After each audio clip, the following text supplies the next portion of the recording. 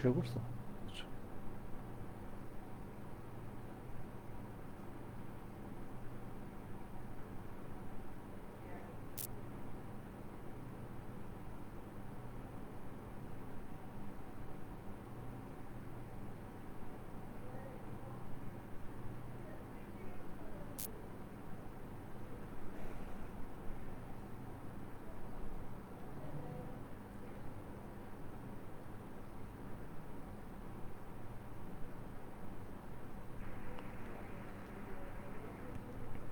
আসসালামু আলাইকুম প্রিয় শিক্ষার্থী বন্ধুরা,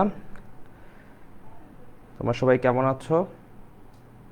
আজকে বরাবরের মতো শুক্রবার তোমাদেরকে বায়োলজি পড়ানোর জন্য ভাইয়া হাজির হয়ে গেলাম। তোমরা একটু কষ্ট করে সবাই লাইভটা শেয়ার করে দাও, তোমাদের বন্ধুদেরকে মেনশন করে দাও যে আপাতত তোমরা সবাই সব কিছু রেখে বায়োলজি ক্লাসে চলে আসো। অন্তর বললো আসসালামু আলাইকুম। ওয়ালাইকুম আসসালাম। কি অবস্থা ভাইয়া, তোমাদের পড়াশোনা কেমন চলতেছে? তোমরা সবাই একটু কষ্ট করে লাইভটা শেয়ার করে দাও এবং লাইভটা হচ্ছে তোমাদের বন্ধুদেরকে মেনশন করে দাও। ফয়সাল ভাইয়া ওয়ালাইকুম আসসালাম। কি অবস্থা তোমাদের?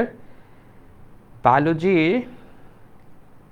তোমাদেরকে গত ক্লাসে ভাইয়া দেখাইছিলাম যে তোমাদের বায়োলজি কিভাবে পড়লে বা কতটুকু প্রিপারেশন গাইডলাইন নিলে তোমার আসলে আলিম দাখিল পরীক্ষায় তুমি A+ পাইতে পারবা অথবা তোমার ভালো একটা নাম্বার তুমি ক্যারি করতে পারবা। ভাইয়া কিছু টিপস অ্যান্ড ট্রিক্স তোমাদেরকে শেয়ার করছিলাম। ওই লাইভটা আমাদের আত্মাদৃশ্যের ফেসবুক পেজে এখনও আছে।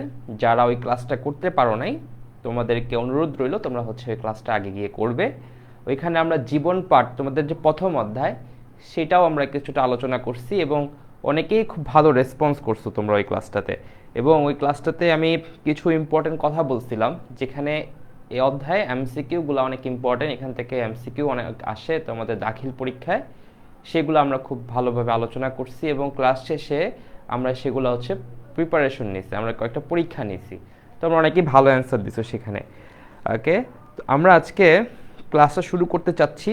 ক্লাসটা শুরু করার মধ্যে আমি তোমাদেরকে বলতে চাই যে ভাইয়া আজকে যে টপিকটা পড়াবো, তৃতীয় অধ্যায় তোমাদের কোষ বিভাজন।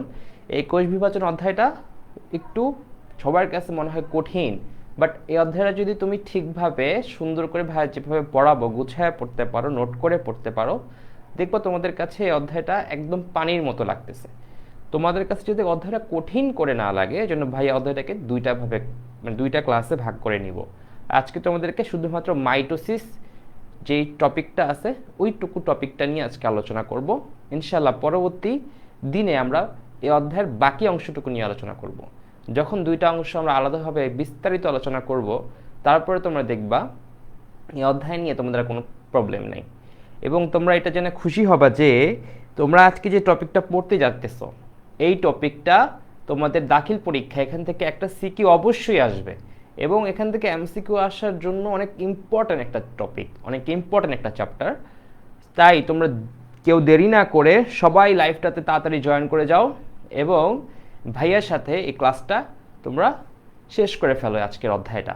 এবং তোমাদের বন্ধুদেরকে মেনশন দাও তাড়াতাড়ি, তোমাদের যত নিজস্ব পার্সোনাল গ্রুপ আছে না, পার্সোনাল গ্রুপে লাইভটা শেয়ার করে দাও এবং আমরা আজকে ক্লাস শুরু করতে পারি। ঠিক আছে, আমরা আজকে যেখান থেকে পড়াটা শুরু করব, এই পড়াটার মধ্যে আমাদের জীববিজ্ঞানের কোষ বিভাজন অধ্যায়ের তোমরা সবাই বইটা বের করে ফেলো। তোমাদের কোষ বিভাজন অধ্যায় 3য় নম্বর অধ্যায় এবং সেখানে দেখবা প্রথমেই তোমাদেরকে অনেকগুলা বিস্তারিত আলোচনা করা হয়েছে যে আসলে কোষ বিভাজনটা কি, আমরা এই অধ্যায় থেকে কী কী জিনিস শিখতে পারি, এই জিনিসগুলো প্রথমে আলোচনা করছে, তাই না? কোষ বিভাজন এবং তার প্রকারভেদ এই জিনিসগুলো নিয়ে আলোচনা করছে। এখন তোমাদের ফয়সাল স্যারও লাইভে আছে। ওয়ালাইকুম আসসালাম। আলহামদুলিল্লাহ ভালো। তোমরা হচ্ছে আগামীকাল কিন্তু ফয়সাল স্যারের ক্লাস আছে, তোমরা অবশ্যই স্যারের ক্লাসে প্রেজেন্ট থাকবা।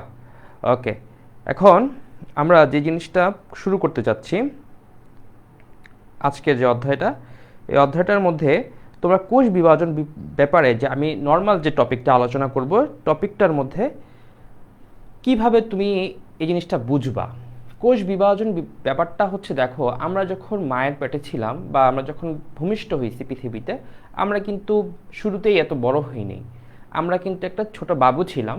বা একটা গাছ যখন রোপণ করি আমরা, গাছটা কি প্রথমে কি একদম বিরাট বড় কড়াই গাছ হয়ে যায়? না, প্রথমে এটাকে আমরা ছোট একটা গাছ রোপণ করি বা আমরা ছোট হিসাবে ভূমিষ্ঠ হই পৃথিবীতে।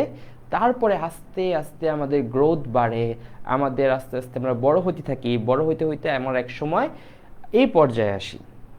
কেউ লম্বা অনেকটুকু হয়, কেউ মোটা হয়, স্থূলকা হয়, এরকম বিভিন্ন মানুষ। সবাই কি ওই ছোটবেলার স্টেটটাতে থাকে? থাকে না, তারা একসময় আস্তে আস্তে বড় হয়ে যায়। এই যে বড় হয়ে যায়, এর পিছনে কে দায়ী? এর পিছনে হচ্ছে এই কোষ বিভাজন দায়ী। এই কোষ বিভাজন যদি না থাকতো, তাহলে তোমার আমার যে শরীরের যে সেলগুলো আছে, ওই সেলগুলা আর নর্মালি বারবার বিভাজিত হইতো না, তোমার হাড়টাও আর বড় হইতো না, ওই ছোট্ট বাবুর মতো থেকে যেত। গাছটার কাণ্ডটা ওইটুকুই থাকতো, ওইটা বড় হইতো না, ওইটার আম দিত না, তাই না? তো এমনই আমাদের প্রত্যেকটা জীবের জন্য এই কোষ বিভাজন অনেক অনেক ইম্পর্টেন্ট। এই কোষ বিভাজন যদি না থাকতো, তাইলে আমরা আসলে যে বড় হওয়ার ব্যাপারটা, এটা আমাদের মধ্যে আর থাকতো না, তাই না? আচ্ছা, তো এখন এই তাহলে তোমরা তো বুঝলা কোষ বিভাজন বিষয়টা কি। আমাদের জীবদেহের দৈহিক বৃদ্ধির জন্য, জীবদেহের দৈহিক বৃদ্ধির জন্য আমাদের যে প্রক্রিয়াটা প্রয়োজন, সেটা হচ্ছে কোষ বিভাজন। আমি যদি তোমাদেরকে একটু সহজ ভাষায় বলি, যে জীবদেহের দৈহিক বৃদ্ধির জন্য আমাদের যেই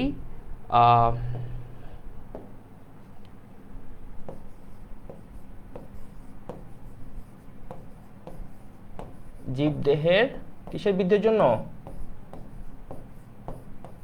দৈহিক বৃদ্ধির জন্য, ঠিক আছে?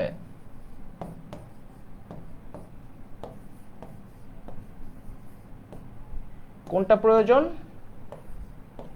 কোষ বিভাজন, এই প্রক্রিয়াটা প্রয়োজন, তাই না? এই কোষ বিভাজন প্রক্রিয়াটা কিসের জন্য প্রয়োজন? জীবদেহের দৈহিক বৃদ্ধির জন্য, তাই না? আচ্ছা, এখন আমরা এই কোষ বিভাজনটা নর্মালি তোমাদের বইতে লিখছে দুই প্রকার, ঠিক আছে? নর্মালি কত প্রকার লিখছে? দুই প্রকার লিখছে। কোষ বিভাজন নর্মালি তোমার বইতে লিখছে দুই প্রকার, বাট ভাইয়া তোমাদেরকে একটু এক্সট্রা ইনফরমেশন দিলাম, ঠিক আছে? এটা নর্মালি আমরা তিন ভাগে ভাগ করতে পারি। কয় ভাগে? তিন ভাগে ভাগ করতে পারি। এক নাম্বার যদি ভাইয়া বলি, দেখো কোষ বিভাজন এক নাম্বার যদি ভাইয়া বলি, ওটা হচ্ছে অ্যামাইটোসিস। কি? অ্যামাইটোসিস। এক নাম্বার প্রথমে লিখলাম অ্যামাইটোসিস।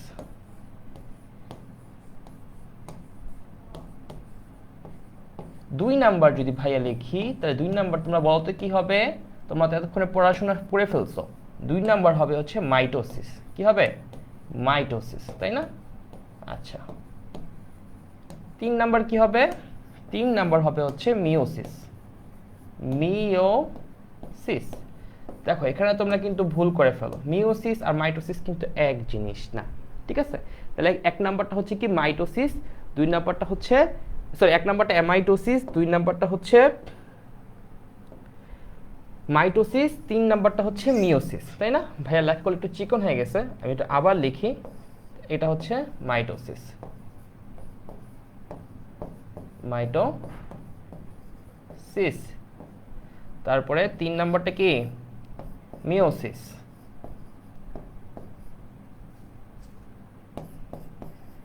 এখন আমাকে বলো, কে কে এটা অ্যান্সার দিতে পারবা?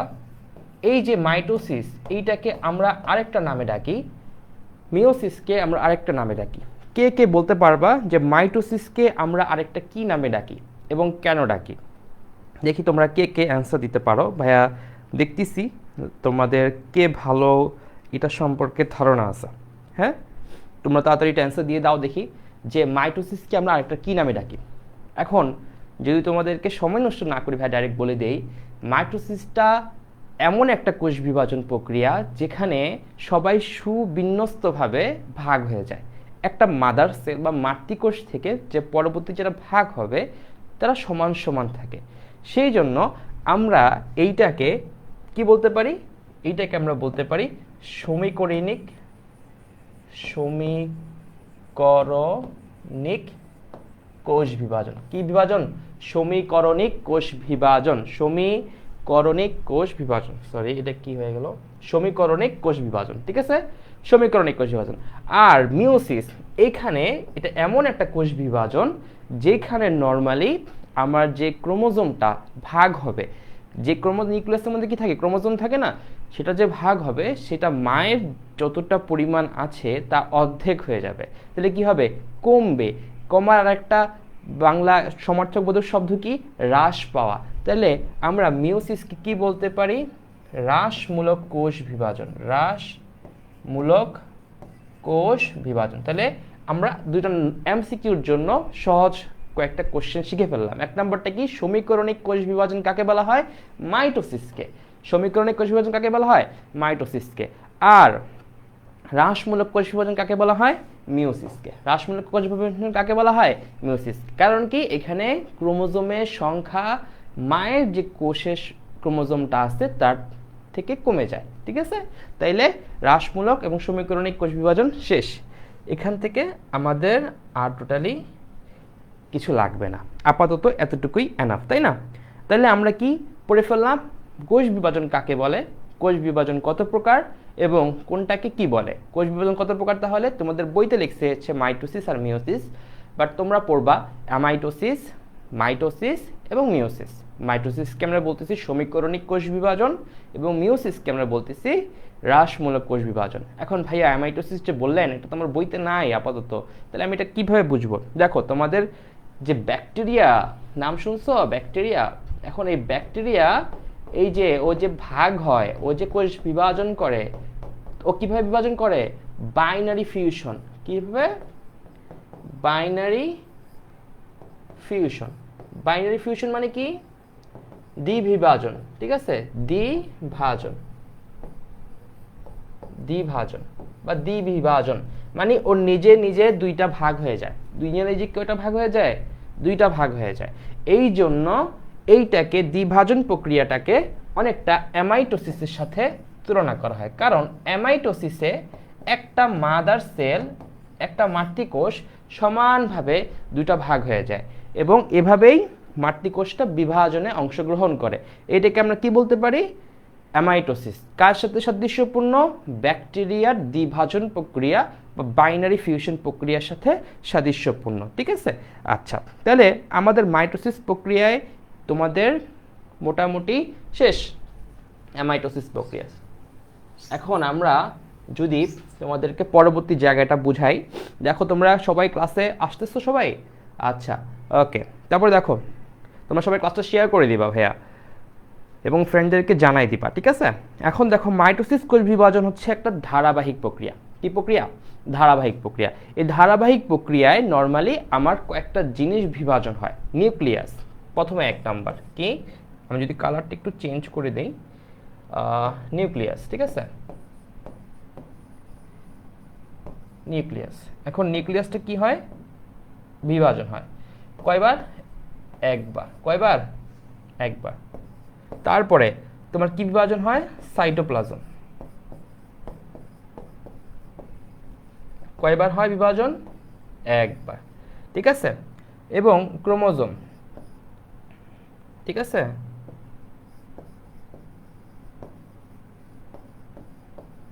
ক্রোমোজোম কয়বার হয়, একবার। এই যে নিউক্লিয়াস একবার বিভাজন হবে, নিউক্লিয়াসের বিভাজনকে আমরা নরমালি বলি ক্যারিওকাইনেসিস, ক্যারিওকাইনেসিস, ঠিক আছে, ক্যারিওকাইনেসিস। আর এই যে সাইটোপ্লাজমটা বিভাজন হয় এইটাকে আমরা বলি সাইটোকাইনেসিস, ঠিক আছে, মনে থাকবে। তাহলে নিউক্লিয়াসের বিভাজনকে আমরা কি বলি, ক্যারিওকাইনেসিস। নিউক্লিয়াস বিভাজনকে আমরা কি বলি, ক্যারিওকাইনেসিস। আর সাইটোপ্লাজমের বিভাজনকে আমরা বলি হচ্ছে সাইটোকাইনেসিস। তাহলে তোমরা দেখো তোমাদের বইতে লেখা আছে যে মাইটোসিসের কোষ বিভাজন, এখানে কি বলছেন,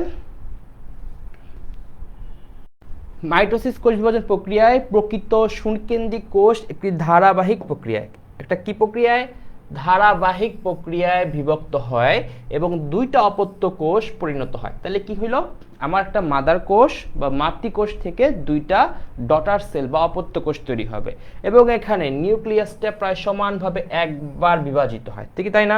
নিউক্লিয়াসটা সমানভাবে কয়বার বিভাজিত হয়? একবার বিভাজিত হয়, ঠিক আছে। তারপরে কি, নিউক্লিয়াসের প্রতিটি ক্রোমোজোমও একবার করে বিভাজিত হয়। তাহলে ক্রোমোজোমও কি হয়েছে? একবার করে বিভাজিত হয়েছে। সাইটোপ্লাজমও একবার বিভাজিত হয়েছে। তাহলে ভাইয়ার সাথে কথা কি মিলছে? ভাইয়া কি বলছি একটু আগে? কি বলছিলাম যে মাইটোসিসে নিউক্লিয়াস একবার বিভাজন হয়, তারপরে কি সাইটোপ্লাজম কয়বার বিভাজন হয়? একবার। ক্রোমোজোমও একবার। তাহলে এক এক এক, এটা মনে রাখতে হবে। মাইটোসিসের ক্ষেত্রে তোমার এটা কিসের ক্ষেত্রে? এটা হচ্ছে মাইটোসিসের ক্ষেত্রে, তাই না? মাইটোসিসের ক্ষেত্রে নিউক্লিয়াস একবার, সাইটোপ্লাজম একবার, ক্রোমোজোম একবার করে বিভাজিত হয়। এইটা হচ্ছে মাইটোসিসের বেলায়। শুধুমাত্র নিউক্লিয়াস যখন বিভাজন হয় এইটাকে আমরা বলি ক্যারিওকাইনেসিস। সাইটোপ্লাজম যখন বিভাজন হয় আমরা এটাকে বলি সাইটোকাইনেসিস, তাই না? তোমরা হচ্ছে বুঝতে পারছো ক্যারিওকাইনেসিস কাকে বলো? তো তোমাদেরকে যদি বলা হয় যে নিউক্লিয়াসের বিভাজনকে কি বলে, তোমরা বলো তো কি বলবা? নিউক্লিয়াস বিভাজনকে কি কি বলে? এটা বলবা হচ্ছে ক্যারিওকাইনেসিস। আচ্ছা, তো আমাদের এখানে দেখো আর কি লেখা আছে। আমাদের এখানে সাইটোপ্লাজমও কয়বার বিভাজিত হয়েছে? একবার। তারপরে তাই মাইটোসিস বিভাজনে কোষের মাতৃকোষ এবং অপত্য কোষের ক্রোমোজোম সংখ্যা সমান থাকে এবং ডিএনএর পরিমাণও সমান থাকে। এই লাইনটা তোমাদের বইয়ে দাগায় ফেলো। মাতৃকোষের সাথে ডটার সেল বা যারা তৈরি হবে পরবর্তীতে তাদের ক্রোমোজোম সংখ্যা, ডিএনএর পরিমাণ একদম হুবহু সমান থাকবে। মায়ের যা থাকবে সন্তানেরও তা থাকবে, ঠিক আছে? বুঝতে পারছো তোমরা? দেখো এই জিনিসটা যদি আমি ভাইয়া একটু এভাবে বুঝাই, দেখো একটা মাতৃকোষ যদি 2n হয়, ডিপ্লয়েড হয়, তাহলে এর থেকে যে তৈরি হবে সেলগুলা ওরাও 2n বিশিষ্ট হবে, ডিপ্লয়েড হবে। কি হবে? ডিপ্লয়েড হবে। কথা বুঝা গেছে? একটা মা থেকে যখন তোমার হ্যাপ্লয়েড হবে তখন সেটা আরেক ধরনের বিষয় হয়ে যাবে, আরেক ধরনের বিভাজন হয়ে যাবে, এটা হচ্ছে মিওসিস বিভাজন। কিন্তু আমার ক্ষেত্রে এটা যদি মাদার সেল হয় বা মাতৃকোষ হয়, ওর থেকে যখন ডটার সেল তৈরি হবে তাদের মধ্যে ক্রোমোজোম সংখ্যা, ডিএনএর পরিমাণ সমান সমান থাকবে, তাইলে ওটা কি হবে? মাইটোসিস কোষ বিভাজন। বুঝা গেছে?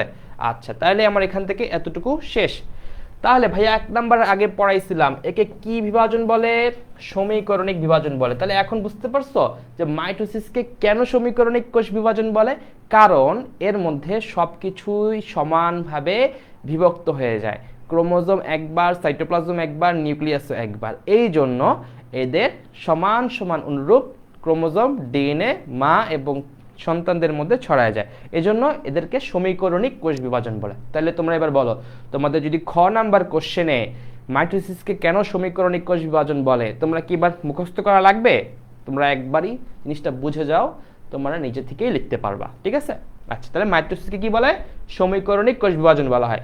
এই বিভাজন প্রকৃত নিউক্লিয়াসযুক্ত জীবের সোমাটিক সেলে ঘটে বা দেহ কোষে ঘটে থাকে, ঠিক আছে? এবং উদ্ভিদ বলছিলাম আমরা কি কিসের জন্য হচ্ছে কোষ বিভাজন প্রয়োজন? উদ্ভিদ দৈর্ঘ্য, প্রস্থ, দৈহিক বৃদ্ধির জন্য, তাই না? তাহলে দেখো উদ্ভিদ দৈর্ঘ্যে এবং প্রস্থে বৃদ্ধিপ্রাপ্ত হয়, তাই না? এখন সবচেয়ে ইম্পর্টেন্ট যে লাইনটা তোমাদের এখান থেকে এমসিকিউ আছে। কি আছে? এমসিকিউ আছে। কোনটা? যে প্রাণীর দেহকোষে এবং উদ্ভিদের বর্ধনশীল অংশের ভাজক টিস্যু, এখান থেকে প্রাণীর দেহকোষে এবং উদ্ভিদের বর্ধনশীল অংশের ভাজক টিস্যু যেমন কাণ্ড, মূলের অগ্রভাগ, ভ্রূণমুকুল, ভ্রূণমূল, বর্ধনশীল পাতা ও মুকুল ইত্যাদিতে মাইটোসিস প্রক্রিয়ার বিভাজন হয়। এইটা তোমরা স্টার দিয়ে রাখো তোমাদের বইয়ে এই লাইনটা স্টার মার্ক দিয়ে রাখো। এখান থেকে এমসিকিউ পরীক্ষায় এমসিকিউ দিবে, তাহলে তোমরা এই জায়গাটায় স্টার মার্ক দিয়ে রাখো যে কোথায় কোথায় মাইটোসিস প্রক্রিয়া সংঘটিত হয়। তাহলে উদ্ভিদ দেহের দেহকোষে বা হচ্ছে সোমাটিক সেলে, নিউক্লিয়াসযুক্ত জীবের দেহকোষে বা প্রাণীকোষেও হইতে পারে। যেখানে নিউক্লিয়াসযুক্ত দেহের দেহকোষে, সোমাটিক সেলে এই ধরনের বিভাজন হয় ওগুলোকে আমরা বলি মাইটোসিস। তাহলে কোথায় কোথায় হচ্ছে?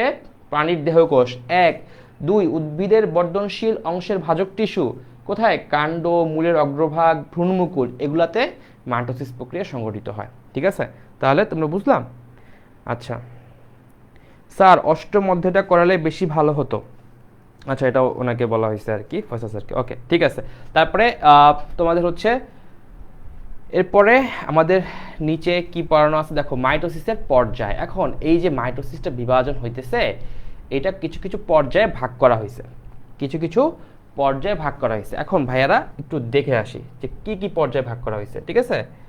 আমরা একটু দেখে আসি। 1 নাম্বার, এটাকে আমরা যদি প্রথমে ভাগ করি, এটা হচ্ছে প্রোফেজ। তারপরে হচ্ছে কি, দেখো 1 নাম্বারটা কি, প্রোফেজ। 1 নাম্বারটা হচ্ছে কি,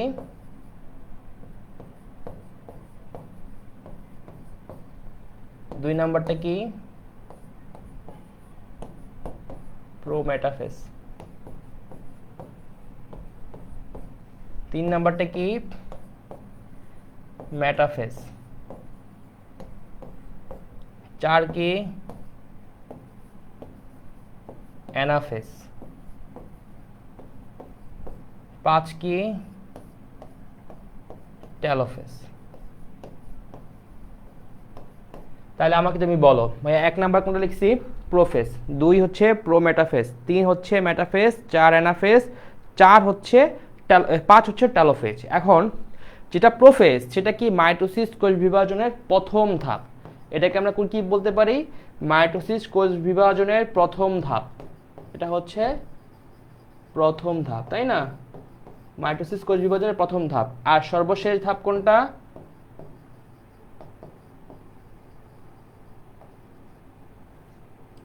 সর্বশেষ ধাপ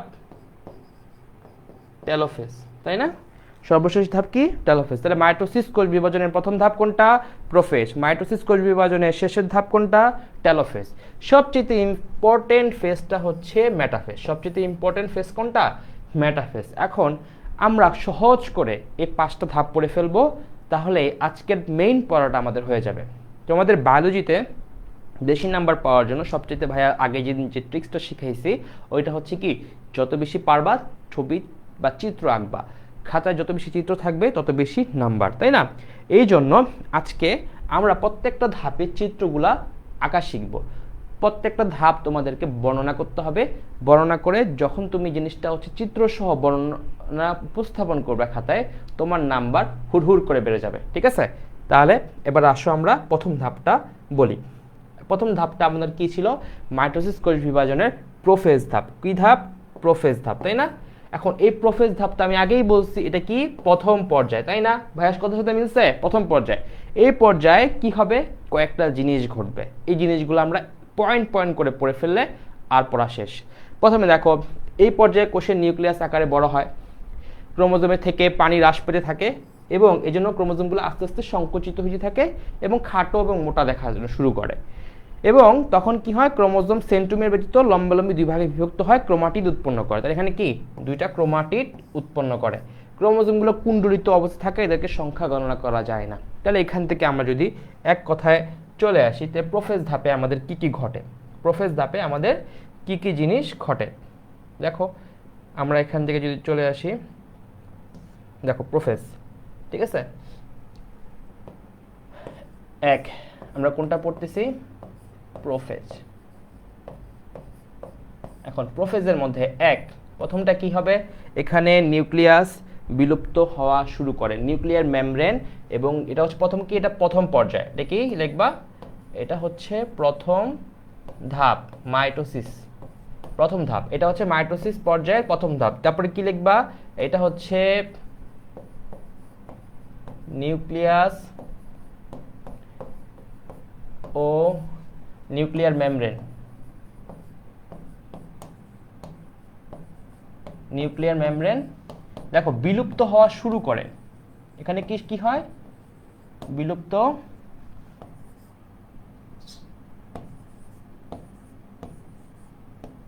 হওয়া শুরু করে, তাই না? তাইলে আমার 2টা পয়েন্ট হয়ে গেল। প্রোফেজ ধাপটা কি, প্রথম হচ্ছে এটা প্রথম ধাপ, তারপর হচ্ছে নিউক্লিয়াস ও নিউক্লিয়ার মেমব্রেন বিলুপ্ত হওয়া শুরু করে, তারপরে জল বিয়োজনের কারণে, জল বিয়োজনের কারণে ক্রোমোজোমগুলা খাটো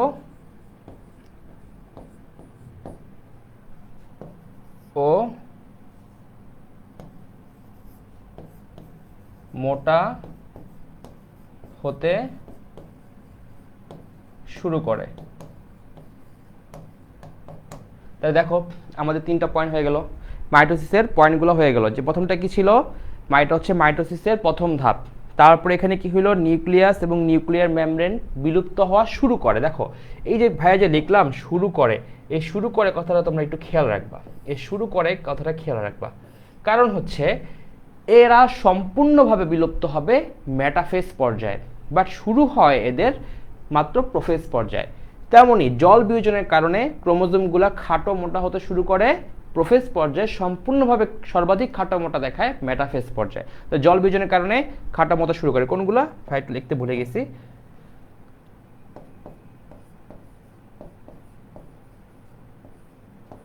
ক্রোমোজোম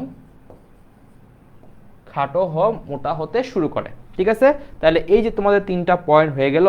3টা পয়েন্ট লেখার পরে তোমরা যদি ছবি দিয়ে দাও তাহলে তোমাদের এখান থেকে আর কোনো প্রবলেমই নেই। ঠিক আছে, প্রোফেজ ধাপে প্রথমটা কি, তোমরা ছবি দিয়ে দিবা। দেখো এবার আমরা একটা ছবিতে যদি যাই, এখানে দেখো তোমরা কোন ছবিটা দিবা, এই ছবিটা দিবা। ঠিক আছে, কি দিবা, তোমরা উদ্ভিদ কোষেরটা দিবা। প্রথমে একটা মাতৃকোষ আঁকলা, এখানে নিউক্লিয়াস আছে, নিউক্লিয়ার মেমব্রেন আছে, তাই না? এটা কি হবে, আস্তে আস্তে প্রথম অবস্থায় নিউক্লিয়ার পর্দাটা আস্তে আস্তে এরকম বিলুপ্ত হওয়া শুরু করবে। ঠিক আছে, এরকম তোমরা ডট ডট দিয়ে দিবা। এবং তখনগুলো কি হবে, নিউক্লিয়ার যে ভিতরে ক্রোমাটিনগুলো আছে বা ক্রোমোজোমগুলো আছে, ওগুলো থেকে কি হবে, জল বিয়োজন হওয়া শুরু করবে। তখন এগুলো কি হবে, খাটো এবং মোটা হওয়া শুরু করবে। তোমরা এরকম করে একটা ছবি এঁকে দিবা প্রোফেজ ধাপের সাথে। ঠিক আছে, তাহলে তোমাদের কি হয়ে যাবে, এখানে প্রোফেজ ধাপের নিয়ে যত ঝামেলা আছে সেটা শেষ। ঠিক আছে, এবার আসো আমরা দ্বিতীয় যে পর্যায়টা সেটা।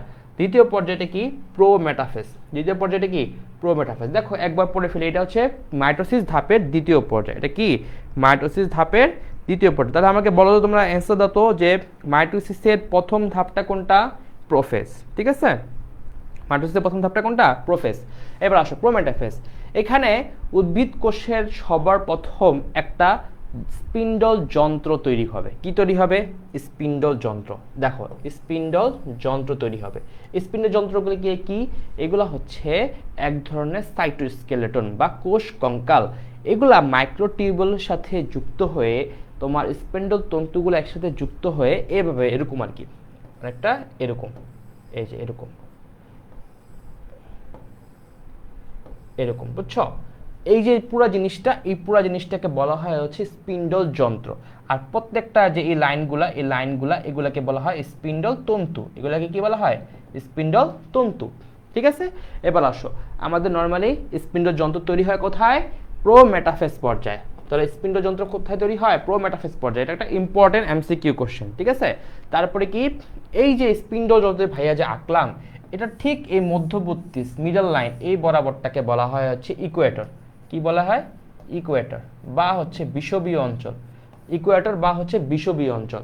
এই মিডল যে অবস্থাটা, এটাকে আমরা বলি হচ্ছে ইকুয়েটর বা বিষুবীয় অঞ্চল। দেখো এখানে লেখা আছে, স্পিন্ডল যন্ত্রের 2 মেরুর মধ্যবর্তী স্থান থেকে আমরা কি বলি, ইকুয়েটর বা বিষুবীয় অঞ্চল বলা হয়। ইকুয়েটর বা বিষুবীয় অঞ্চল বলা হয়। এখন স্পিন্ডল যন্ত্রগুলো কি তৈরি হয়, ভাই আগে বলছি, কোষ কঙ্কাল বা সাইটোস্কেলেটনের মাইক্রোটিউবুল দিয়ে তৈরি হয়। এবং এগুলো এক একটার সাথে অপর প্রান্ত পর্যন্ত বিস্তৃত, একটা থেকে কি আরেকটা এরকম অপর প্রান্ত পর্যন্ত বিস্তৃত থাকে, তাই না? তাহলে শেষ কথা হয়ে গেল। এখানে তোমার ক্রোমোজোমগুলো সেন্ট্রোমিয়ার স্পিন্ডল যন্ত্রে কিছু নির্দিষ্ট তন্তুর সাথে সংযুক্ত হয়। এই তন্তুগুলোকে বলা হয় আকর্ষণ তন্তু। এবার আসো, তোমাকে এই জায়গাটা একটু দেখাই।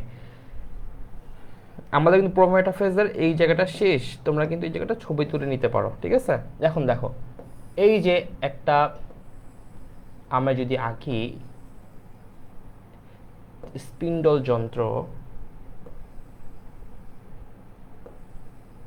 এটা স্পিন্ডল যন্ত্র, তাই না? এর মাঝখানে আমাদের, সরি, এটা যদি আমি একটু, ঠিক আছে,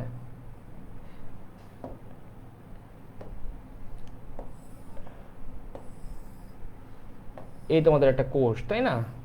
এখান দিয়ে ধরো হচ্ছে তোমাদের সেল মেমব্রেন তো আরো আছেই, তাই না? একটা কোষ। এই যে পুরো জিনিসটা তৈরি হইলো, এটাকে তোমরা কি বলতে পারি, স্পিন্ডল যন্ত্র।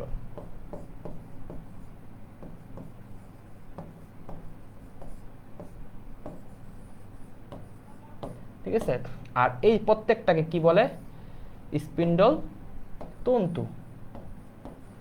তো এখন এইখানের মধ্যে আমার ক্রোমোজোম আছে না? ক্রোমোজোমগুলো কি লাগানো অবস্থায় থাকে না?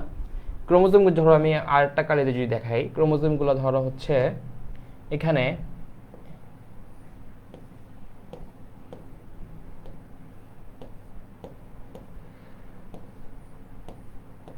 এভাবে লাগানো আছে, তাই না? তো যেই যেই যেই যেই ট্র্যাকশনে, মানে যেই যেই তন্তুতে তোমার এই ক্রোমোজোমগুলো লেগে আছে, দেখো এই এই যে দ্বিতীয় যে তন্তুটা স্পিন্ডতন্তু, এখানে কিন্তু কোনো ক্রোমোজোম লেগে নাই, কিন্তু প্রথমটা তৃতীয়টার মধ্যে লেগে আছে। যেই যে তন্তুতে স্পিন্ডতন্তুতে ক্রোমোজোমগুলো লেগে থাকবে, ঠিক আছে, সেগুলাকে আমরা কি বলবো? সেগুলাকে আমরা বলবো ট্র্যাকশন ফাইবার। কি বলবো? ট্র্যাকশন ফাইবার, ঠিক আছে। মানে ট্র্যাকশন ফাইবার মানে আকর্ষণ তন্তু। কি তন্তু? আকর্ষণ তন্তু। যেই যেই জায়গায় আমার এই ক্রোমোজোমগুলা তন্তুগুলোর সাথে লেগে থাকবে, ওই তন্তুগুলাকে বলা হয় ট্র্যাকশন ফাইবার বা আকর্ষণ তন্তু। তাহলে ভাই কথাটা বুঝতে পারলাম? পুরা এই সাইটোস্কেলেটনটা নিয়ে আমার স্পিন্ডল যন্ত্রের সৃষ্টি হয়। প্রত্যেকটা সুতাগুলাকে আমরা বলবো স্পিন্ডল তন্তু। যেই সব তন্তুর সাথে ক্রোমোজোমগুলো লেগে থাকবে, ওগুলাকে আমরা বলবো ট্র্যাকশন ফাইবার অথবা আকর্ষণ তন্তু। ঠিক আছে, তাহলে আমাদের কথা শেষ। আচ্ছা, এবার আমরা একটু পড়ায় আসি, দেখো বইয়ে আসি। দেখো এখানে দেখো লেখা আছে, কিছু লেখা আছে যে এই তন্তুগুলাকে কি বলা হয়? আকর্ষণ তন্তু বা ট্র্যাকশন ফাইবার। কোথায়? যেখানে ক্রোমোজোমের সেন্ট্রোমিয়ার স্পিন্ডযন্ত্রের কিছু নির্দিষ্ট তন্তুর সাথে সংযুক্ত হয়, সেই তন্তুগুলাকে কি বলে? ট্র্যাকশন ফাইবার অথবা আকর্ষণ তন্তু বলে, তাই না? এই তন্তুগুলো সংযুক্ত বলে এদের ক্রোমোজোম তন্তু বলা হয়। তাহলে এগুলা ক্রোমোজোমের সাথে সংযুক্ত হয় বলে এগুলো আরেকটা নাম হচ্ছে কি? ক্রোমোজোম তন্তু। তাহলে তোমাদের জন্য সহজ হয়ে গেল। ঠিক আছে। আচ্ছা, তোমরা লাইফটা কি বুঝতেছো? পড়া কোথায় কোন জায়গাটা তোমাদের কাছে কঠিন লাগতেছে তোমরা কমেন্ট করে জানাও, আমি আবার তোমাদেরকে সেই জিনিসটা রিপিট করব। ঠিক আছে। তাহলে যেই সব তন্তুর মধ্যে ক্রোমোজোম লেগে থাকে ওগুলোকে আমরা কি বলি? ক্রোমোজোম তন্তু। ঠিক আছে। আচ্ছা, দেখো নরমালি নিউক্লিয়াস এবং নিউক্লিয়ার মেমব্রেন বিলুপ্ত হওয়া কিন্তু শুরু করছে প্রোফেজ পর্যায়ে। তাইলে এখানেও কি হবে? নিউক্লিয়াস এবং নিউক্লিয়ার মেমব্রেন বিলুপ্ত ঘটতে থাকে, চলতে থাকবে। ঠিক আছে, চলতে থাকবে। এখন প্রাণী কোষে, উদ্ভিদ কোষে না, প্রাণী কোষে এখানে একটা ব্যাপার ঘটে, এক্সট্রা ব্যাপার ঘটে। সেই জিনিসটা আমি একটু আলাদা করে দেখাই। প্রাণী কোষে এখানে স্পিন্ডল যন্ত্রটা সৃষ্টি ছাড়াও পূর্বে সেন্ট্রিওলটা কি? সেন্ট্রিওল, এই দেখো সেন্ট্রিওল। এই সেন্ট্রিওলটা দুই মেরুতে অবস্থান করে এবং এখান থেকে কিছু রশ্মি বিচ্ছুরিত হয়, এইটাকে বলে অ্যাস্টার রে। কি বলে? অ্যাস্টার রে। অ্যাস্টার রে, ঠিক আছে। অ্যাস্টার, এই অ্যাস্টার রে কোথা থেকে বের হয়? প্রাণী কোষের সেন্ট্রিওল থেকে। প্রাণী কোষের কোথা থেকে? সেন্ট্রিওল থেকে। ঠিক আছে, দেখো সেন্ট্রিওল দুটি চারদিক থেকে রশ্মি বিচ্ছুরিত করে, এটাকে বলে অ্যাস্টার রে। তাহলে তোমাকে যদি বলে অ্যাস্টার রে থেকে রশ্মি বিচ্ছুরিত হয় কোন পর্যায়ে? প্রো মেটাফেজ পর্যায়ে। কোন পর্যায়ে? প্রো মেটাফেজ পর্যায়ে। এটা এমসিকিউ কোশ্চেন, তোমরা কিন্তু। আচ্ছা, এখানে কি বলছে একজন যে কিন্তু স্যার আমাদের বইয়ে লেখা আছে যে আগে মনে করা হতো পানি বিজনের কারণে ক্রোমোজোমগুলো খাটো মোটা হতে শুরু করেছে, তবে বর্তমানে আধুনিক গবেষণা দেখা গেছে এই পানির সাথে সম্পর্কিত জটিল প্রক্রিয়া। হ্যাঁ, তোমাদের বর্তমানে যে আমাদের জীববিজ্ঞানে যে প্রত্যেকটা জিনিসই ডেভেলপমেন্টাল হচ্ছে, তাই না? আমাদের প্রত্যেকটা জিনিস নতুন করে আবিষ্কার হচ্ছে। আগে জল বিয়োজনের কারণে বলা হতো যে জলটা হ্রাস পায়, এই জন্য ক্রোমোজোমগুলো কি হয়? খাটো আর মোটা দেখানো শুরু করে। কিন্তু বর্তমানে গবেষণা দেখা গেছে যে আসলে যে মেইন কথাটা বলা হয়তো আগে যে পানিটা হ্রাস পাচ্ছে, এটা আসলে হ্রাস পাচ্ছে না। নর্মালি এখানে পানিটা কমে যেতেছে, কিন্তু কিসের কারণে কমে যেতেছে? ওর মেইন উদ্দেশ্য হচ্ছে দুইটা ভাগে ভাগ হবে। ওইখানে কি হবে? সেলটা দুইটা ভাগে ভাগ হবে। কিন্তু সেলটা যে দুইটা ভাগে ভাগ হবে, ওর জন্য নির্দিষ্ট কিছু পরিমাণ এনার্জি দরকার, নির্দিষ্ট কিছু পরিমাণ ভিতরে সাপোর্টিভ এনার্জি দরকার। সেই জন্য ও কি করে? ক্রোমোজোমগুলোকে আগে ভাগেই দুই ভাগে দুই জায়গায় সরায় ফেলে। এই জন্য সরানোর সময় ওই ক্রোমোজোমের থেকে কিছু পরিমাণ এনার্জি বা হচ্ছে ফ্লুইড লস হয়, তখনই আমার ক্রোমোজোমগুলোকে খাটো আর মোটা দেখা যায়। ঠিক আছে, আশা করি তুমি বুঝতে পারছো। আচ্ছা, এবার আসো। ওকে, তারপর আমরা কি বললাম যে যদি বলি অ্যাস্টার রে কোথা থেকে বিচ্ছুরিত হয়? প্রো মেটাফেজ পর্যায়ে অ্যাস্টার রে বিচ্ছুরিত হয়। ঠিক আছে। আচ্ছা, তারপরে আসো আমার কোষ বিভাজনের। দেখো এখানে কিন্তু নর্মালি বিষুবীয় অঞ্চলে অবস্থান নেয় মেটাফেজ পর্যায়ে। কোন পর্যায়ে? মেটাফেজ। তোমাদের মেটাফেজ পর্যায়ে ছবিটা অনেক বেশি ইম্পর্টেন্ট। মেটাফেজ পর্যায়ে ছবিটা হচ্ছে কি? অনেক বেশি ইম্পর্টেন্ট। ঠিক আছে, এবং এটা তোমরা নর্মালি পরীক্ষায় আসলে তোমরা সবচেয়ে বেশি অ্যান্সার করবা এই অধ্যায়টা বা এই টপিকটা থেকে, মেটাফেজ থেকে। এখান থেকেই তোমার ছবি দিয়ে দেয় অথবা বলে এই মাইটোসিস পর্যায়ে তৃতীয় ধাপটি বর্ণনা করো চিত্রসহ। তো তৃতীয় ধাপ কোনটা? তৃতীয় ধাপ হচ্ছে মেটাফেজ, ঠিক আছে? তৃতীয় ধাপ কোনটা? মেটাফেজ। এটা হচ্ছে 3 নাম্বার ধাপ আমার মাইটোসিসের তৃতীয় ধাপ, ঠিক আছে? এখন এখানে আসো, এখানে আমার নর্মালি কি কি জিনিস ঘটে, এই জিনিসগুলা যদি আমি এক কথায় পড়ে ফেলি তাহলে আমাদের পড়া শেষ। এক কথায় কিভাবে ভাইয়া? দেখো ভাইয়া যে বলছিলাম, কি বলছিলাম, এই যে ক্রোমোজোমগুলা ওরা কি বিক্ষিপ্ত অবস্থা থাকে, কেউ উপরে থাকে কেউ নিচে থাকে, কেউ উপরে থাকে কেউ নিচে থাকে। এখন ধরো ভাইয়া এই জায়গায় আরেকটা জিনিস আঁকি, ধরো এখানে আরেকটা সেল আঁকি, ঠিক আছে? একটা সেল আঁকি,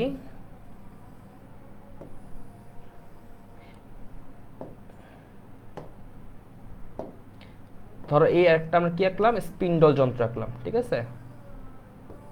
স্পিন্ডল যন্ত্র আঁকলাম। এখন এই ভাই কি বলছিলাম, এই স্পিন্ডল যন্ত্রের মধ্যবর্তী এরিয়াকে আমরা কি বলবো? এই মধ্যবর্তী যে এরিয়াটা এটাকে আমরা কি বলি? ইকুয়েটর বা বিষুবীয় অঞ্চল। এটাকে কি বলি আমরা? বিষুবীয় অঞ্চল, তাই না?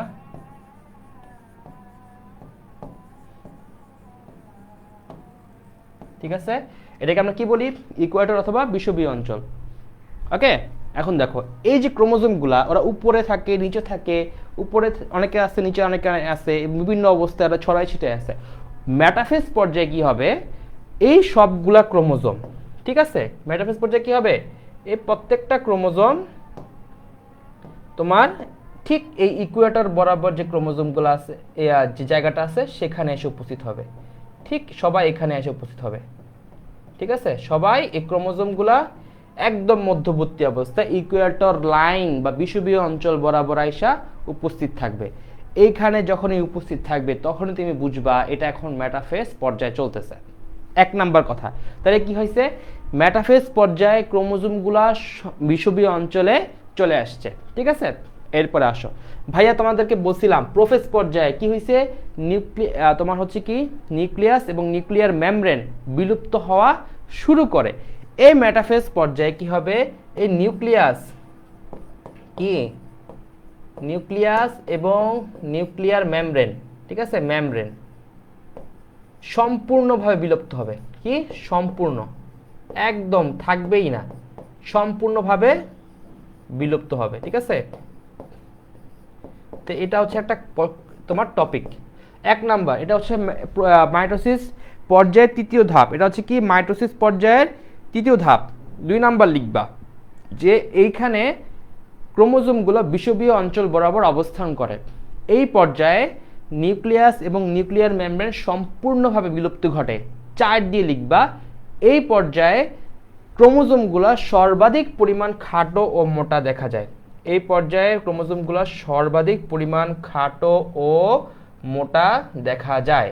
আমি আবার লিখে দিই তোমাদেরকে, মেটাফেজ, ঠিক আছে?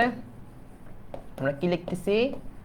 মেটাফেজ, ঠিক আছে? মেটাফেজ ধাপ 1, এটা কি মাইটোসিসের তৃতীয় পর্যায়, মাইটোসিস এর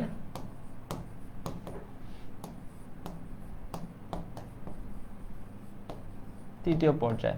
তারপর 2, ক্রোমোজোমগুলা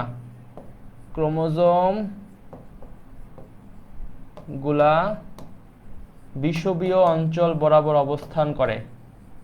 বিষুবীয় অঞ্চল বরাবর অবস্থান করে, ঠিক আছে? তাহলে 2টা পয়েন্ট শেষ। 3 কি লিখবা? ক্রোমোজোম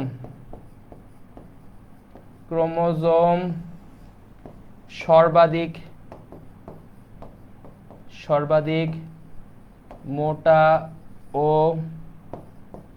খাটো দেখা যায়।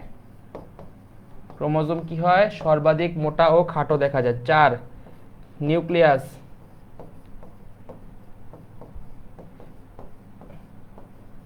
ও নিউক্লিয়ার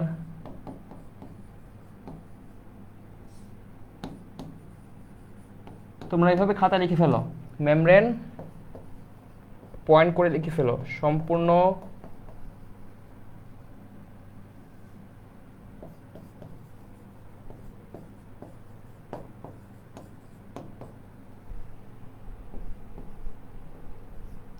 নিউক্লিয়াস ও নিউক্লিয়ার মেমব্রেন সম্পূর্ণভাবে বিলুপ্ত হয়। নিউক্লিয়াস এবং নিউক্লিয়ার মেমব্রেন কি হয়? সম্পূর্ণভাবে বিলুপ্ত হয়। তাহলে পুরো মেটাফেজের এই 4টা পর্যায় তোমরা ভালো করে পড়া শুরু করো। তোমরা লিখে ফেলো যে মেটাফেজ কি হয়েছে, এই পর্যায়ে ক্রোমোজোমগুলো হচ্ছে বিষুবীয় অঞ্চল বরাবর অবস্থান করে, ক্রোমোজোমগুলো সর্বাধিক মোটা ও খাটো হয়, ক্রোমোজোমগুলো হচ্ছে তোমার বিষুবীয় অঞ্চল বরাবর অবস্থান করে, নিউক্লিয়াস এবং নিউক্লিয়ার মেমব্রেন বিলুপ্ত হওয়া শুরু করে, এবং এটা হচ্ছে মাইটোসিসের 3য় পর্যায়, তাই না? আচ্ছা,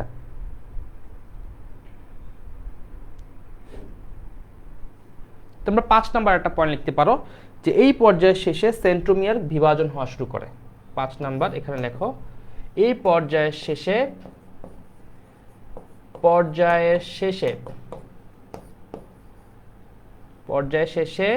সেন্ট্রোমিয়ার বিভক্ত হওয়া শুরু করে।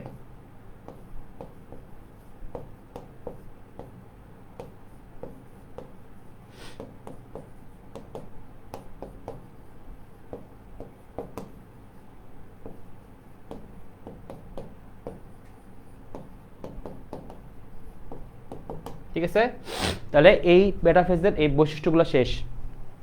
তোমরা এই মেটাফেজের বৈশিষ্ট্য লিখে ফেলবা, প্লাস অবশ্যই চিত্র, অবশ্যই মেটাফেজের চিত্রটা দিতে হবে। দিলে এইখানে মোটামুটি সব পড়া শেষ, মেটাফেজ থেকে তোমাদের পড়া শেষ। তাহলে এখান থেকে কি পড়তে হবে? মেটাফেজের বৈশিষ্ট্যগুলো পড়তে হবে। মেটাফেজের বৈশিষ্ট্য পড়ার পরে মেটাফেজের চিত্র আঁকা শিখতে হবে। এখন দেখো কোন চিত্রটা তোমরা আঁকবা। দেখো আমরা এখান থেকে যদি পড়ি, মেটাফেজ সর্বাধিক মোটা ও খাটো দেখা যায়, দেখছো তোমরা এখানে লেখা আছে যে মেটাফেজ পর্যায়ে ক্রোমোজোমগুলো সর্বাধিক মোটা এবং খাটো হয়, তাই না? ক্রোমোজোমগুলো ক্রোমাটিডের 2টি আকর্ষণ কমে যায়, বিকর্ষণ শুরু হয়, দরকার নাই। পর্যায় শেষের দিকে সেন্ট্রোমিয়ার বিভাজন শুরু হয় এবং নিউক্লিয়ার মেমব্রেন, নিউক্লিয়াস সম্পূর্ণ বিলুপ্তি ঘটে, তাই না? এবং ক্রোমোজোমগুলো কিছু দিকে বিষুবীয় অঞ্চলের দিকে অবস্থান করে। তাহলে এই হচ্ছে তোমাদের বৈশিষ্ট্য। তোমরা পয়েন্ট করে লিখে ফেলবা, করে লিখে ফেলবা। শাহরিয়ার হোসাইন, ওয়ালাইকুম আসসালাম ভাইয়া, কি অবস্থা তোমাদের? তোমরা হচ্ছে ক্লাসটা তোমাদের বন্ধুদের সাথে শেয়ার করে দাও, ঠিক আছে? এবং ক্লাসটা বুঝতেছো কি না তোমরা ভালো করে মনোযোগ দাও, ভাইয়া থেকে জানাও। কোনো জায়গায় যদি কঠিন লাগে তোমাদেরকে, সেই প্রশ্নটা ভাইকে বলো, না বুঝলে ভাইয়া আবার বুঝাবো, ঠিক আছে?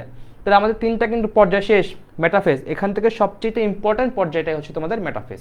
এটার বৈশিষ্ট্যটা এবং তোমাদের চিত্রটা খুব ভালো করে শিখতে হবে। দেখো চিত্রটা দেখো, এই চিত্রটা তোমরা আঁকবা পরীক্ষায়।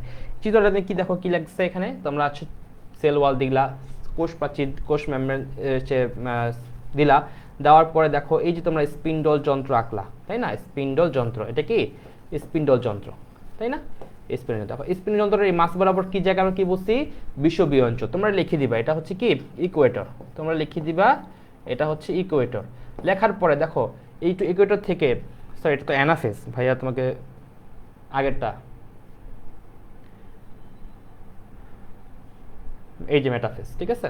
দেখো এটা কি তোমরা হচ্ছে নর্মালি আগের মতন সেম সবগুলাই। এখানে আছে তোমার সেল ওয়াল, সেল মেমব্রেন আঁকলা, ঠিক আছে? সেল এভাবে এঁকে ফেললা। আঁকার পরে তুমি কি আঁকবা? এই যে বিষুবীয় অঞ্চলের আগে তুমি নর্মালি এই স্পিন্ডল যন্ত্রটা আঁকবা। স্পিন্ডল যন্ত্রের মাঝ বরাবর কি থাকে?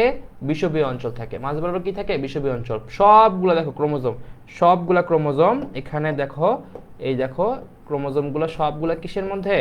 এই ইকুয়েটর বরাবরই আছে, এই লাইন বরাবরই আছে, দেখছো? প্রত্যেকটা ক্রোমোজোম এই বিষুবীয় অঞ্চল বরাবরই থাকে, একদম লাইন বরাবর থাকে, ঠিক আছে?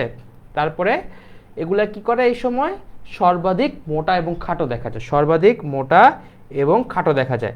এরপরে এইখানে নিউক্লিয়াস এবং নিউক্লিয়ার মেমব্রেন বিলুপ্ত হওয়া শুরু করে, ঠিক আছে? ওকে, শেষ। এবার আসো আমরা পরবর্তী ধাপ অ্যানাফেজে চলে যাই। পরবর্তী ধাপ অ্যানাফেজে চলে যাই। দেখো এই অ্যানাফেজে তোমাদের খুব ইম্পর্টেন্ট একটা মেইন কথা আমি তোমাদেরকে বলে দেই। দেখো এক কথা শেষ হয়ে যাবে, আমাদের পড়া এক কথাতেই শেষ হয়ে যাবে, ঠিক আছে? দেখো কি বলছি,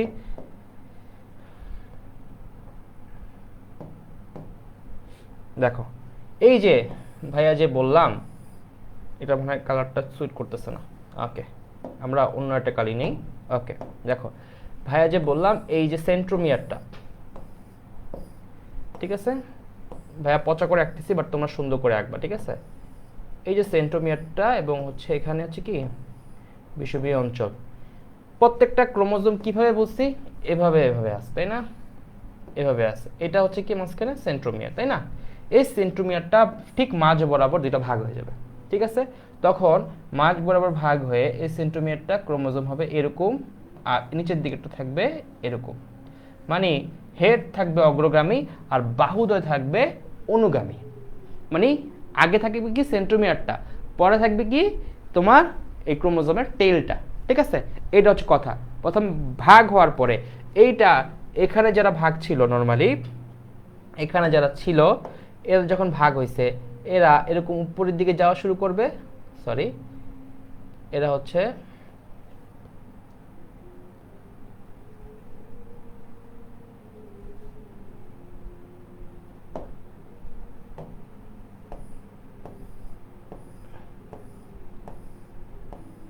দেখো এটা হচ্ছে কি হবে, ক্রোমোজোমগুলো কি করবে এরকম উপর দিকে যে উপরে যাওয়া শুরু করবে, ঠিক আছে। দেখছো ক্রোমোজোমগুলো উপর দিকে যাওয়া শুরু করবে, আর এখানে ক্রোমোজোমগুলো নিচের দিকে যাওয়া শুরু করবে, ঠিক আছে। ক্রোমোজোমগুলো কি করবে নিচের দিকে যাওয়া শুরু করবে, মানে ইকুয়েটর অঞ্চল থেকে এরা ভাগ হয়ে যাবে, সেন্ট্রোমিয়ারটা ভাগ হয়ে যাবে। সেন্ট্রোমিয়ারটা ভাগ হয়ে এরা এরকম দুইটা অবস্থা সৃষ্টি করবে, উপরের গুলা উপরের দিকে যাইতে হবে সাথে কেটে কেটে, আর নিচেরগুলো নিচের দিকে যাওয়া শুরু করবে, ঠিক আছে। উপরের গুলা উপরের দিকে যাওয়া শুরু করবে, নিচের গুলা নিচের দিকে যাওয়া শুরু করবে, ঠিক আছে।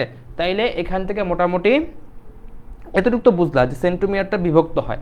তারপরে এবার দেখো আমাদের বইয়ের ভাষায় ক্রোমোজোমের সেন্ট্রোমিয়ারটা দুই ভাগে ভাগ হয়ে যায়, কয় ভাগে, সেন্ট্রোমিয়ারটা দুই ভাগে ভাগ হয়ে যায় এবং ক্রোমাটিডে আলাদা হয়, তাই না। ওই যে ভাইয়া যে মাত্র বললাম কিসে আলাদা হয়, এই যেরকম দুইটা ক্রোমাটিডে আলাদা হয়, তাই না। ক্রোমাটিড আলাদা হয়ে গেল, আলাদা হয়ে যাওয়ার পরে প্রতিটি ক্রোমাটিডকে অপত্য ক্রোমোজোম বলে এবং একটি করে সেন্ট্রোমিয়ার থাকে। দেখো একটা করে সেন্ট্রোমিয়ার এবং একটা করে ক্রোমোজোম, তাই না। আচ্ছা, এই ক্রোমোজোমগুলো বিষুবীয় অঞ্চল থেকে পরস্পর বিপরীত মেরুর দিকে, এই যে আমাদের যে এটা হচ্ছে একটা মেরু, এটা হচ্ছে আরেকটা মেরু, ক্রোমোজোমগুলো বিপরীত মেরুর দিকে যাওয়া শুরু করে, অগ্রসর হয়। তখন যাওয়ার সময় কোনটা আগে থাকে, সেন্ট্রোমিয়ারটা হচ্ছে আগে থাকে, বাহুদ্বয় অনুগামী হয়, বাহুদ্বয় নিচের দিকে থাকে। দেখছো এই দেখো তোমাদের এখানে নর্মালি কি হয়েছে, আগে কোনটা আছে অপত্য ক্রোমোজোমের গুলো নিচে, উপরে সেন্ট্রোমিয়ার, এবং তারা মেরুমুখী চলন শুরু করছে। কি হয়েছে, মেরুমুখী চলন। এগুলা কি মেরু, এগুলা কি মেরু। এই মেরুমুখী চলন শুরু হয় কোথায়, অ্যানাফেজ পর্যায়ে। মেরুমুখী চলন শুরু হয় কোথায়, অ্যানাফেজ পর্যায়ে, ঠিক আছে। আচ্ছা, তখন এই যে চলন সময়ে এদেরকে কিছু কিছু সময় ইংরেজি অক্ষর VLJI এর মতো লাগে। কিসের মতো লাগে, VLJI এর মতো লাগে, ঠিক আছে। এদেরকে দেখতে কি ঘন্টা কিসের মতো লাগে, VLJI, মানে অনেকটা দেখতে ধরো এই যে না, তাহলে ধরো হচ্ছে এই V, ঠিক আছে, এই L, ঠিক আছে, এই যে J, আর এ হচ্ছে I। আইটা নর্মালি দেখা যায় না, আইটা নর্মালি কি হয় না, দেখা যায় না, ঠিক আছে, প্রাণীকোষে দেখা যায় না, বুঝা গেছে। আচ্ছা, তাহলে এখানে এই ক্রোমোজোমটা যে মেরুমুখী চলন হইতেছে তখন ইংরেজি অক্ষর VLJI এর মতো লাগে। ইংরেজি অক্ষর কিসের মতো লাগে, VLJI এর মতো লাগে। দেখো তোমাদের বইয়ে লেখা আছে, তোমরা বইয়ে এই লাইনটা দাগায় ফেলো, VLJI এর মতো ক্রোমোজোমগুলো দেখা যায়। দেখো অপত্য ক্রোমোজোমগুলো মেরুমুখী অভিমুখে চলন শুরু করে অ্যানাফেজ পর্যায়ে, তখন সেন্ট্রোমিয়ারটা আগে থাকে, অগ্রগামী থাকে, এবং বাহুদ্বয় মানে ক্রোমোজোমগুলা অনুগামী হয়, পিছনের দিকে থাকে। সেন্ট্রোমিয়ার আগে থাকে এবং ক্রোমোজোমগুলা অনুগামী বা পিছনে হয় সেন্ট্রোমিয়ারের অবস্থান অনুযায়ী। এই যে সেন্ট্রোমিয়ারের অবস্থান অনুযায়ী ক্রোমোজোমগুলোকে VLJI এর মতো দেখা যায়। এখন যদি V এর মতো দেখা যায় তাহলে আমরা এটাকে বলবো মেটাসেন্ট্রিক, যদি L এর মতো দেখা যায় তাহলে বলবো সাবমেটাসেন্ট্রিক, J এর মতো দেখা গেলে অ্যাক্রোসেন্ট্রিক, I এর মতো দেখা গেলে telocentric. Metacentric, submetacentric, acrocentric, telocentric. ভাই এই জিনিসটা আবার একটু বুঝাই দিই, মেটাসেন্ট্রিক, সাবমেটাসেন্ট্রিক এবং কি অ্যাক্রোসেন্ট্রিক, টেলোসেন্ট্রিক। তাহলে কি বলছি ভাইয়া, VLJI, কোনো কনফিউশন থাকা যাবে না, কোনো কনফিউশন থাকা যাবে না। দেখো VLJI, তাহলে এটা কি মেটাসেন্ট্রিক, এটা হচ্ছে মেটা, এটা হচ্ছে সাব মেটাসেন্ট্রিক, ঠিক আছে। এটা কি টেলোসেন্ট্রিক, অ্যাক্রোসেন্ট্রিক।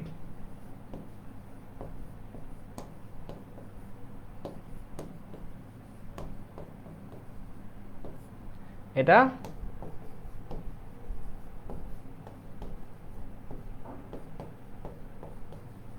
ঠিক আছে। এটা কিসের উপর ভিত্তি করে? সেন্ট্রোমিয়ারের অবস্থান উপর ভিত্তি করে। সেন্ট্রোমিয়ারের অবস্থান, সেন্ট্রোমিয়ারের অবস্থান, সেন্ট্রোমিয়ার এর অবস্থান, ঠিক আছে। সেন্ট্রোমিয়ারের অবস্থান অনুযায়ী এই ক্রোমোজোমগুলোকে ভি এল জে আই এর মতন দেখা যায়। ভির মতন দেখা গেলে মেটাসেন্ট্রিক, এল এর মতন দেখা গেলে সাবমেটাসেন্ট্রিক, তারপরে জি এর মতো দেখা গেলে অ্যাক্রোসেন্ট্রিক এবং আই এর মতো দেখা গেলে টেলোসেন্ট্রিক আমরা বলবো, ঠিক আছে। তোমরা বুঝছো কিনা ভাইরা বলো, বুঝছো? ভির মধ্যে দেখা গেলে মেটাসেন্ট্রিক, এল এর মতো দেখা গেলে সাবমেটাসেন্ট্রিক, জি এর মতো দেখা গেলে অ্যাক্রোসেন্ট্রিক এবং আই এর মতো দেখা গেলে টেলোসেন্ট্রিক বলবো। এটা কিসের উপর ভিত্তি করে ক্রোমোজোমগুলো ভাগ করছি? সেন্ট্রোমিয়ারের অবস্থান অনুযায়ী, সেন্ট্রোমিয়ারের অবস্থান অনুযায়ী। এবার আমরা বই আবার ফেরত আসি। দেখো এখানে ভাইয়া মত বলছি সেন্ট্রোমিয়ারের অবস্থান অনুযায়ী ক্রোমোজোমগুলোকে ভিএল জি এর মতো আকার করে ধারণ করে। এদেরকে যথাক্রমে কিসেবে? যথাক্রমে মানে ভি হচ্ছে মেটা, এল সাবমেসেন্ট্রিক, জে অ্যাক্রো, আই হচ্ছে টেলোসেন্ট্রিক বলে, ঠিক আছে। শেষ অ্যানাফেজ পর্যায়ে শেষের দিকে অপত্য ক্রোমোজোমগুলো স্পিন্ডল যন্ত্রের মেরুর দিকে অবস্থান নেয় এবং ক্রোমোজোমগুলো দৈর্ঘ্যে বৃদ্ধিপ্রাপ্ত হয়। মানে এরা মেরুতে, এটা কি মেরুর দিকে আসা শুরু করে দেয়, ঠিক আছে। আচ্ছা এবার আসো আমাদের একদম শেষ পর্যায়ে। একদম কি পর্যায়ে? শেষ পর্যায়ে। আমরা আজকে আমাদের ক্লাসেরও শেষ পর্যায়ে চলে আসছি, তাই না? তাহলে টেলোফেজ পর্যায়ে আসি আমরা, ঠিক আছে। টেলোফেজ পর্যায়ে। এখন টেলোফেজ পর্যায়টা হচ্ছে মাইটোসিসের শেষ পর্যায়ে। এখানে তোমরা খালি প্রোফেজে যা যা পড়ছো সব উল্টা, প্রোফেজিক যা যা পড়ছো সব উল্টা। দেখো ভাই আগে বলি, প্রোফেজটা কি ছিল? মাইটোসিসের প্রথম পর্যায়ে। এইটা হচ্ছে মাইটোসিসের শেষ পর্যায়ে। এক নাম্বার উল্টা হয়ে গেল। দুই, ওখানে বলছিলাম মাইটোসিসে নিউক্লিয়াস এবং নিউক্লিয়ার মেমব্রেন প্রথম পর্যায়ে বিলুপ্তি ঘটা শুরু করে। এখানে আবার পূর্ণ আবির্ভাব হওয়া শুরু করে, মানে উল্টাটা হইতেছে। পূর্ণ আবির্ভাব মানে আবার তোমার কি হওয়া শুরু করে? তোমার নিউক্লিয়ার এবং নিউক্লিয়ার মেমব্রেনটা পূর্ণ আবির্ভাব হওয়া শুরু করে। দেখো যেখানে লেখা আছে, দেখো এখানে লেখা আছে যে নিউক্লিয়াসের পূর্ণ আবির্ভাব ঘটে, তাই না? তাহলে তো আমাদের মিলে গেল কথা ভাইয়ার সাথে। ভাইয়া কি বলছিলাম? প্রোফেজ পর্যায়ে উল্টা হবে। তাহলে প্রোফেজে কি হয়েছে? নিউক্লিয়াস এবং নিউক্লিয়ার মেমব্রেন কি করছে? বিলুপ্তি ঘটা শুরু করছে। কিন্তু টেলোফেজ পর্যায়ে এসে আমাদেরকে কি বলতে হবে?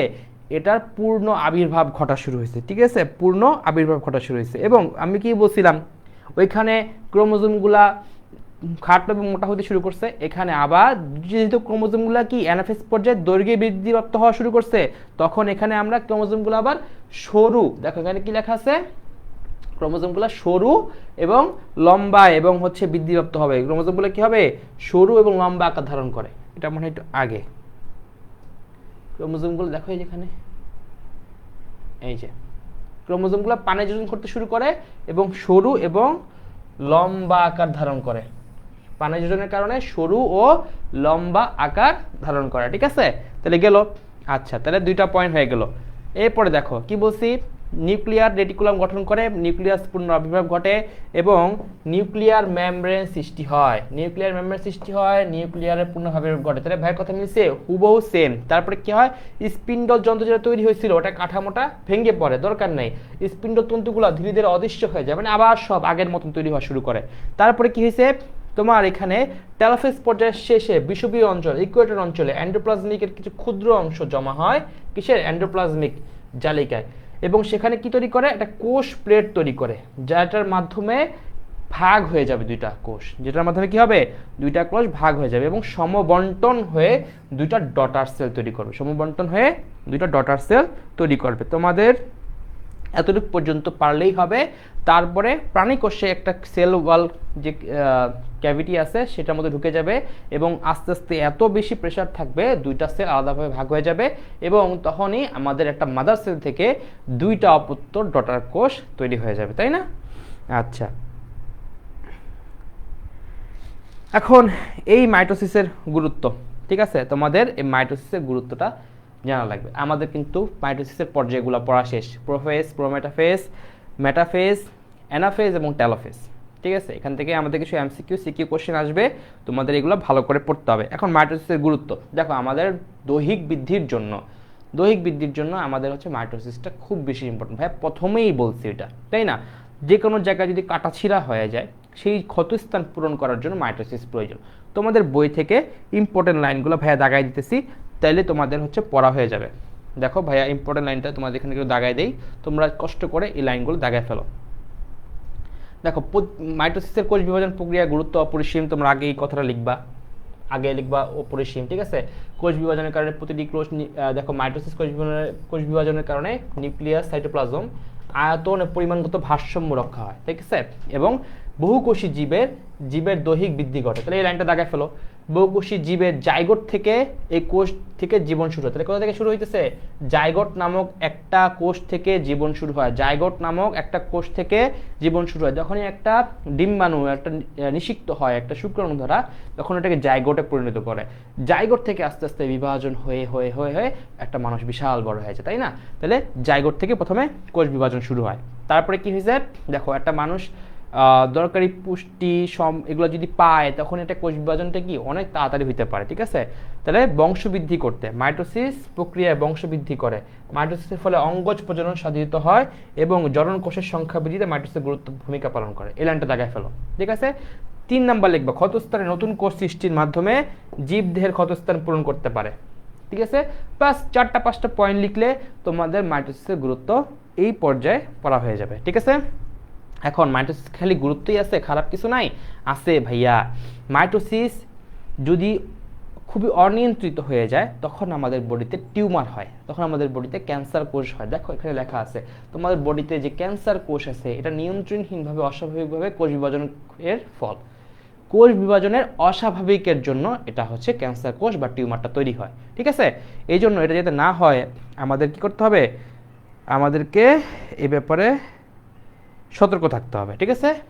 ওকে, তোমাদের এতটুকু পর্যন্ত পড়লেই আপাতত শেষ। এগুলো তোমরা রিভাইজ দিতে পারো যে হিউম্যান প্যাপিলোমা ভাইরাসের E6, E7 নামে দুটো জিন আছে, এদের কিছু প্রোটিন সৃষ্টি করে যা কোষ বিভাজন নিয়ন্ত্রক প্রোটিনের অনুসমূহকে স্থানচ্যুত করে, ঠিক আছে। তখন কোষ বিভাজনের নিয়ন্ত্রণ নষ্ট হয়ে যায়, তখন জরায়ুমুখের টিউমারটা হয়, ঠিক আছে। E6 এবং E7 এটা তোমাদের জন্য এত ইম্পর্টেন্ট না, বাট তোমরা চাইলে এটা পড়তে পারো। ওকে, ঠিক আছে। তাহলে আপাতত তোমার হচ্ছে এতটুকু পর্যন্ত যদি তোমরা পড়ো, মাইটোসিস থেকে ইনশাল্লাহ একটা কোশ্চেন তোমরা কমন পাবা, ঠিক আছে। এখন আমরা তোমাদেরকে একটু টেস্ট করি। টেস্ট করার জন্য ভাইয়া তোমাদের জন্য কিছু এমসিকিউ রেডি করে নিয়ে আসছি। ওই এমসিকিউগুলো দেখি তোমরা অ্যান্সার করতে পারো কিনা, দেখি।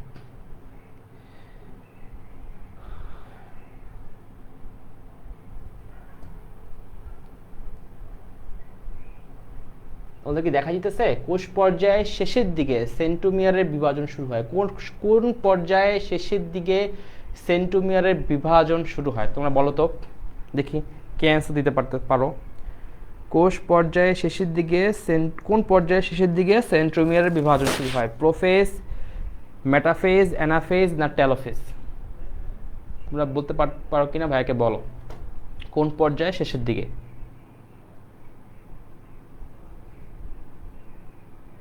এই চলে গেল, ঠিক আছে। কোন পর্যায়ে শেষের দিকে বলতে পারবা? আমরা বলছিলাম কিন্তু মেটাফেজ পর্যায়ের শেষের দিকে, তাই না? মেটাফেজ পর্যায়ের শেষের দিকে হচ্ছে আমার সেন্ট্রোমিয়ার বিভাজন হওয়া শুরু করে, তাই না? তখন কি হয়? অ্যানাফেজ, ওইখানে বিভাজন হয়, ওরা হচ্ছে মেরুমুখী চলন শুরু করে, তাই না? আচ্ছা, মাইটোসিস কোষ বিভাজনের কোন ধাপে ক্রোমোজোমগুলো VLJI এর মতো আকার ধারণ করে? বলো, মেটাফেজ, প্রোফেজ, অ্যানাফেজ নাকি টেলোফেজ? কোন পর্যায়ে VLJI এর মতো আকার ধারণ করে? তোমরা কে কে ক্লাসে আসো একটু রেসপন্স করো, তাইলে তোমাদের পড়াটা এখানে হয়ে যাবে। দেখো ভাইয়া বলছিলাম কি, VLJI এর মতো দেখা যায় কোথায়? দেখো তোমাদের বইয়ে আছে, ভাইয়া তোমাদেরকে বলে দিছিলাম একটু আগে জায়গায় দিস, তাই না? VLJI এর মতো কোথায় দেখা যায় দেখো তো, এই যে এখানে আমাদের অ্যানাফেজ ধাপে, তাই না? এই দেখো করে দিছি। VLJ এর মতো দেখা যায় কোন ধাপে? অ্যানাফেজ ধাপে। কোন ধাপে? অ্যানাফেজ ধাপে, তাই না? তাহলে এই কোশ্চেনটার অ্যান্সার তাহলে কি হবে? VLGI মাইটোসিস কোষ বিভাজনের কোন ধাপে ক্রোমোসোমগুলো VLGI এর মতো লাগে? অ্যানাফেজ পর্যায়ে, তাই না? শেষ। অ্যাক্রোসেন্ট্রিক ক্রোমোসোম আকার কেমন হয়? তাহলে ভাইয়া কি বলছি? VLJI এইটা হচ্ছে মেটাসেন্ট্রিক, এইটা সাবমেটাসেন্ট্রিক, এইটা অ্যাক্রোসেন্ট্রিক, এটা টেলোসেন্ট্রিক, তাই না? তাহলে অ্যাক্রোসেন্ট্রিক বলছে আমাকে, কোনটা বলছে? অ্যাক্রো, তাহলে VLJ, তাহলে উত্তর হবে কোনটা? জে। ঠিক আছে, very good Shahriar Hossain, very good ভাইয়া, সুন্দর অ্যান্সার দিছো। Anaphase, very good. তোমার কোশ্চেন অ্যান্সারটা খুবই সুন্দর হয়েছে এবং তোমরা ভেরি গুড শাহরিয়ার, জে। অ্যাক্রোসেন্ট্রিকটা কোনটা? জে। আচ্ছা, এবার আসো মাইটোসিসের শেষ পর্যায় কোনটা? মাইটোসিসের শেষ পর্যায় কোনটা? দেখো আমরা কি বলছি? প্রোফেজ, প্রোমেটাফেজ, তারপরে কি বলছি? মেটাফেজ, তারপর টেলোফেজ, এরপরে সরি অ্যানাফেজ এবং টেলোফেজ। লাস্টেরটা তাহলে কি হবে? টেলোফেজ। তাহলে মাইটোসিসের শেষ পর্যায় টেলোফেজ। মাইটোসিসের শেষ পর্যায় কোনটা? টেলোফেজ। দেখো তো কেউ পারে কিনা অ্যান্সারটা, ঠিক আছে কিনা? মাইটোসিসের শেষ পর্যায়টা কি? টেলোফেজ। তোমরা এভাবে বলবা প্রোফেজ, প্রোমেটাফেজ, মেটাফেজ, তারপর হচ্ছে কি